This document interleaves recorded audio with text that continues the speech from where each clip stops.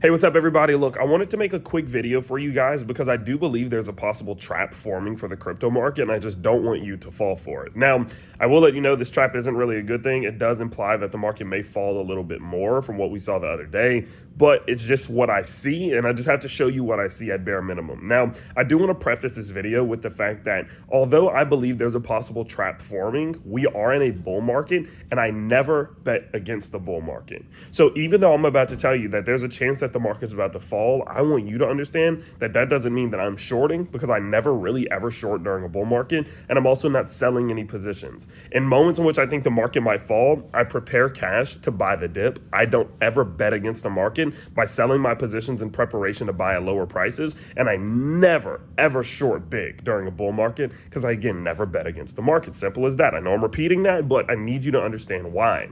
The reason why is because in moments like these, you still have to remember that there is a lot of manipulation going on, at least in my opinion. Dude, Michael Saylor himself came out and said that there was manipulation going on a few days ago.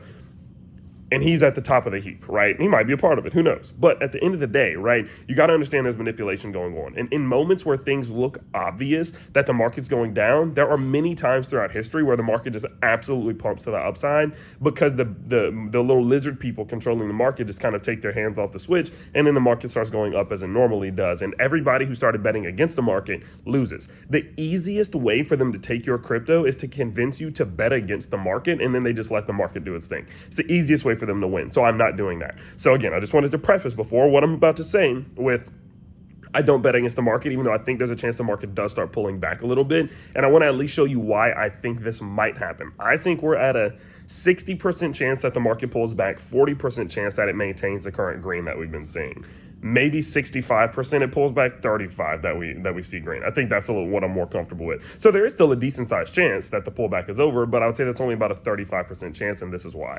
So first and foremost, this is going to be a little odd because I need to show you. But the very first reason why is because, do you guys remember, this is going to be a little bit awkward, but I'll try my best. You guys remember that I was telling you how Bitcoin was in that ascending channel, so its price was going upwards like this, and it was in the ascending channel? Well, we just recently broke out of the ascending channel to the, let me see if I can get that off of that. There we go.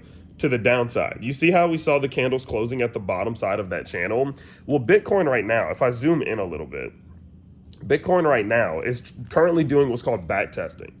You see how the candle has come back up to the bottom side of that channel and we've lost it? So like we're under the channel and the Bitcoin price is pushed back up to the bottom side of the channel. That's called a back test. And oftentimes what happens is you break out, you back test, you flip the bottom side of that channel into a resistance zone, and then you get forced back downwards.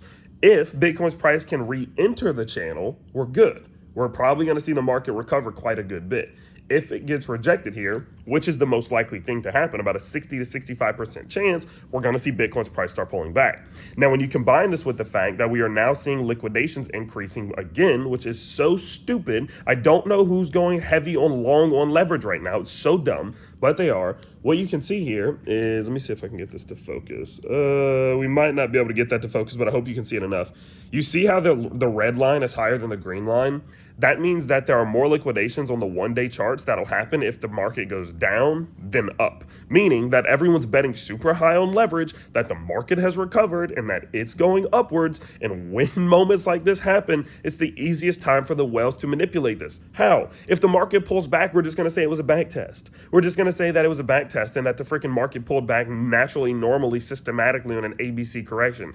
A to the downside, B back test, C to the downside. That's what it's going to look like. But the truth is, it very well might be manipulation because people are being a little bit, pardon my language, but being a little bit morons right now and going heavy on leverage at a time where we haven't even re-entered the channel. That channel is going to decide whether or not we are back in the bull market, or like back in this bullish period or not. If we get rejected off of this, we can still go down to $82,000, but people are going freaking long on leverage right now, and they're opening the door for the whales to manipulate this thing, and it's so annoying.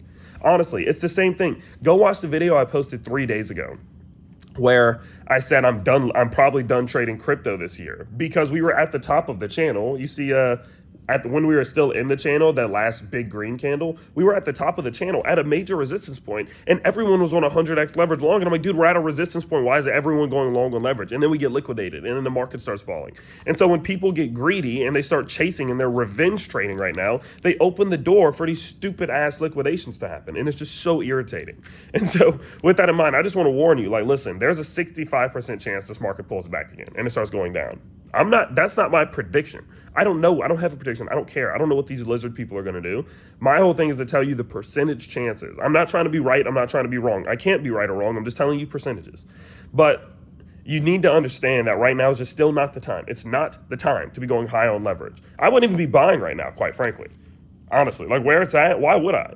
I'd either buy again when we go a little bit higher and re-enter into the channel without that resistance above us, or I'd be buying once the market starts pulling back. And it feels to me like, again, there is still a chance. Because I'm looking at it now, what you got to understand is that the daily RSI for Bitcoin right here is still only at 50%. It didn't hit the oversold territory.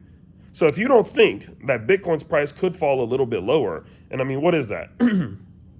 Head back to like 90,000 to 82,000 to hit that second red zone.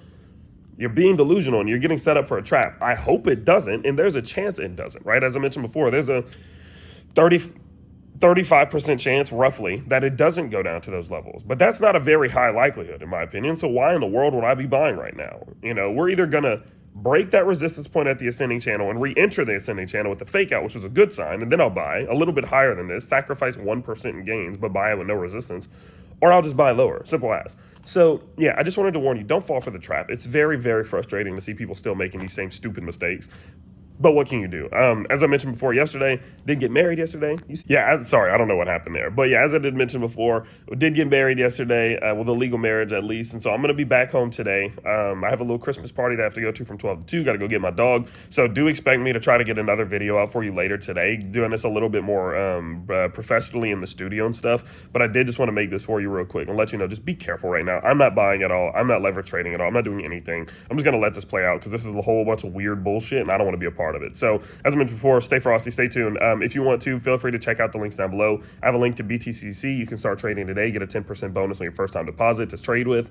And you can check out the Patreon, the private group. We only have a limited amount of spots left. There aren't many, but that's where you can see all my buys and some of the things that I sell every now and then, classes, workshops, live streams, all that good stuff. So feel free to go check that out. Let me know your thoughts down below, and I'll see you all later today in another one. Peace out, everybody.